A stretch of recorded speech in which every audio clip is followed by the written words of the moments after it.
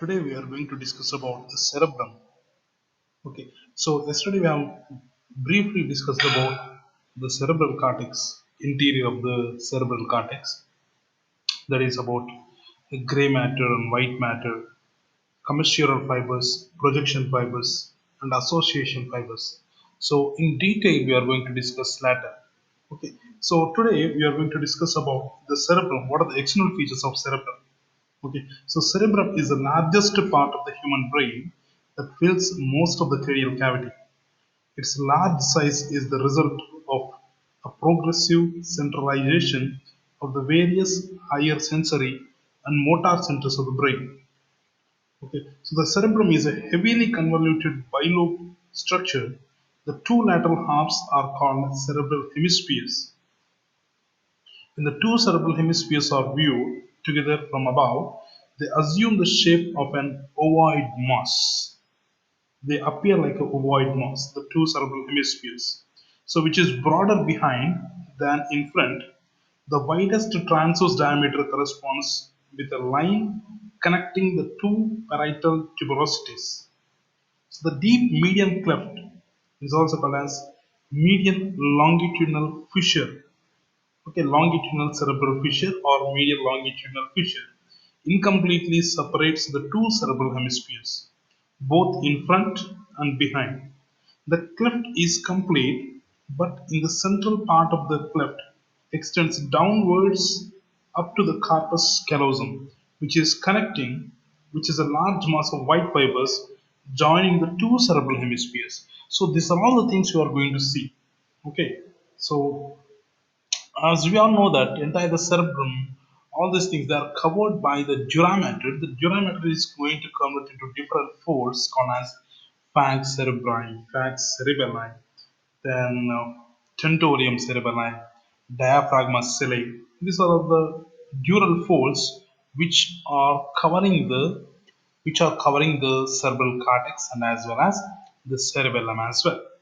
Then, the fold of arachnoid matter that follows the surfaces of the falx cerebri, then pia matter covering the medial surface of the falx cerebri, the anterior cerebral arteries and the veins which lie in the subarachnoid space between the arachnoid matter and the pia matter. Let me explain you and show you in this picture once again. Yes.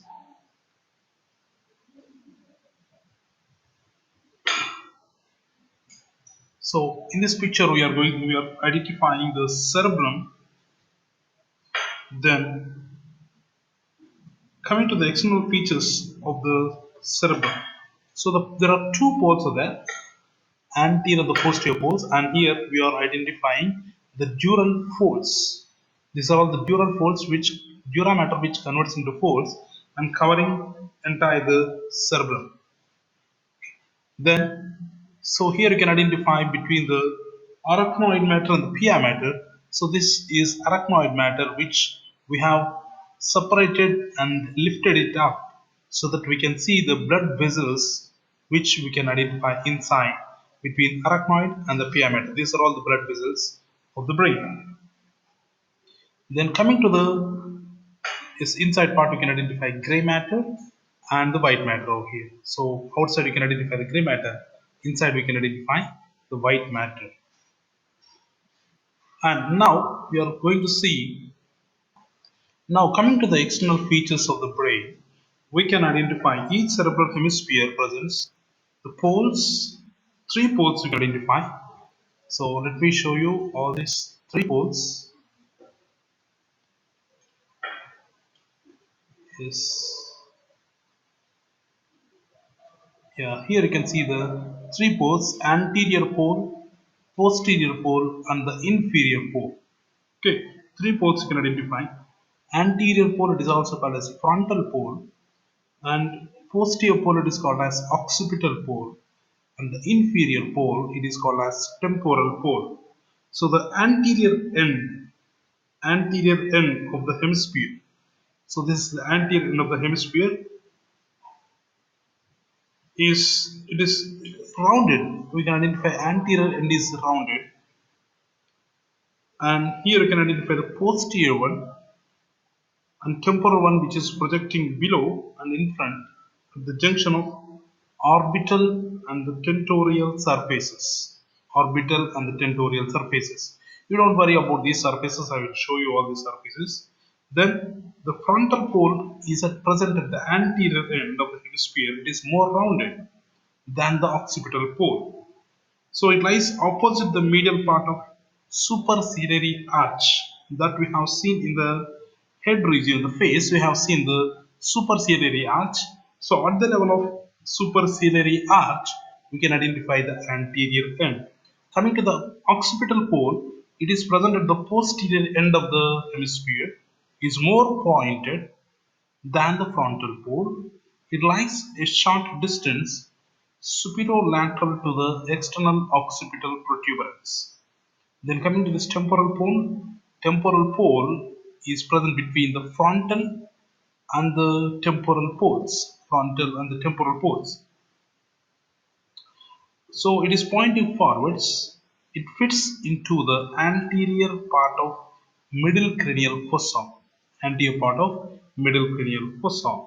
So and is overhung by the lesser wing of sphenoid bone. So when you study the osteology of the skull interior cranial cavity, then you will understand clearly the location of the temporal pole of the cerebral hemisphere.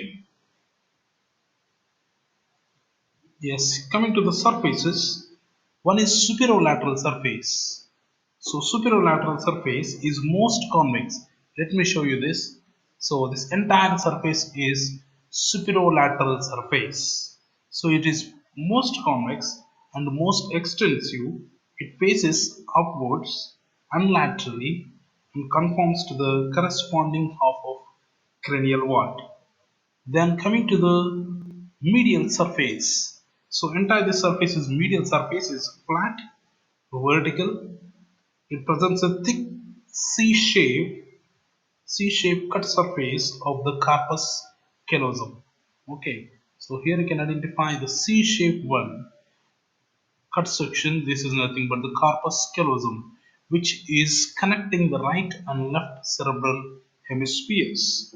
Then coming to the inferior surface. So this inferior surface is irregular to adopt the flows of anterior and the middle cranial fossae. It is divided into two parts by a deep horizontal groove or the sulcus.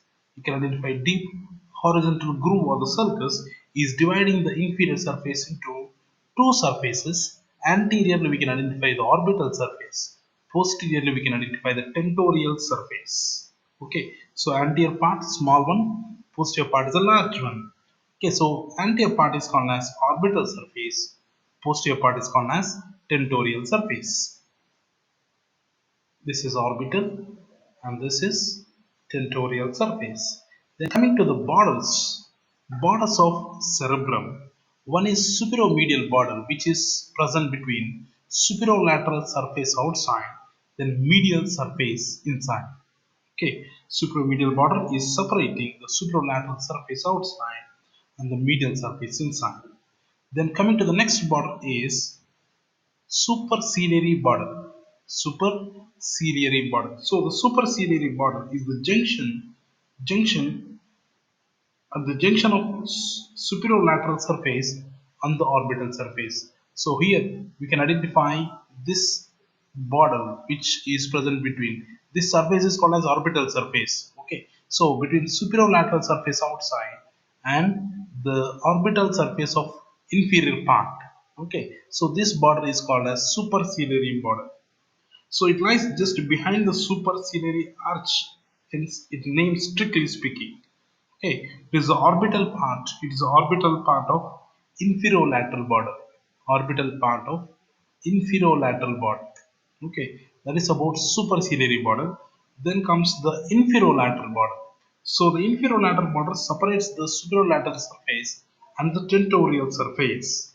Okay, here is superciliary border present between superolateral surface and the orbital surface. Inferolateral border is present between superolateral surface and tentorial surface. Tentorial surface. So posteriorly this border exhibits a notch. So try to identify this is the inferolateral border. Posteriorly this border you can identify a small notch. It is called as pre-occipital notch. Okay, this notch is called as pre-occipital notch. So this notch is used as a useful surface landmark, which where here we can identify the notch is called as pre-occipital notch. This is the important landmark. Understand? Then medial-lateral border, medial lateral border, medial orbital border. Medial orbital border, which is present between, it is separating the medial surface and the orbital surface. Medial surface inside, then here is orbital surface. Between these two surfaces, we can identify medial orbital border. This is the medial orbital border. Then inferomedial border. Okay, inferomedial border, which is also called as hippocampal border. This is nothing but inferomedial border or hippocampal border. So it surrounds the cerebral peduncle. So this is called as cerebral peduncle. So this peduncle is surrounded by this hippocampal border. It is formed by the medial aspect of the uncus, and para-hippocampal gyrus. Para-hippocampal gyrus. Then coming to the medial occipital border. Medial occipital border, which is present between separating the medial surface and the tentorial surface. Medial surface and the tentorial surface, medial occipital border. Okay, remember all the borders once again. So here you can see the superomedial border present between superlateral surface outside, medial surface inside. Then comes the superciliary border, which is present here, present between orbital surface and the superlateral surface. Then medial orbital border present between orbital surface and the medial surface. Then inferolateral borders present between superlateral surface and the tentorial surface. Hippocampal border, hippocampal border, which is present at the medial part of the inferior surface. Okay, medial part of inferior surface. Okay, which is surrounding the cerebral peduncle. Then medial occipital border between the tentorial surface and the medial surface. These are the borders and the surfaces of the cerebrum. Okay, so in the next class we are going to discuss about sulci and gyri of the cerebrum. So